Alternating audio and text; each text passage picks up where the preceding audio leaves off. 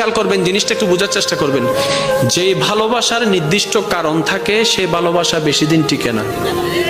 মনে করেন আপনি কাউকে ভালোবেসেছেন তার হাসি দেখে, এই হাসি যতদিন সুন্দর লাগবে ভালোবাসা থাকবে, হাসি যখন সুন্দর লাগবে না ভালোবাসা অটোমেটিক শেষ হয়ে যাবে।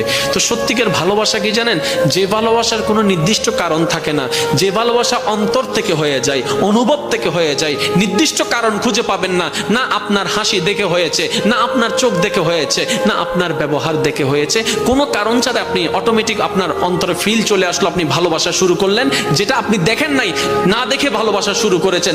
দেখবেন এই ভালোবাসা কখনো শেষ হবে না। মনে রাখবেন এটা রহমানের দরবার থেকে স্বামীর অন্তরে স্ত্রী, স্ত্রীর জন্য স্বামীর জন্য আসা ভালোবাসা। কেমন ভালোবাসা? এই ভালোবাসা কখনো ডিভোর্স আনবে না, কারণ সে সারা জীবন কেটে যাবে কেন ভালোবাসি কেন ভালোবাসি এই কারণ খুঁজতে খুঁজতে জীবনেই চলে যাবে, জীবনেই শেষ হয়ে যাবে, ডিভোর্স হওয়ার কোনো সম্ভাবনা আর থাকবে না। বলেন না সুবহানাল্লাহ।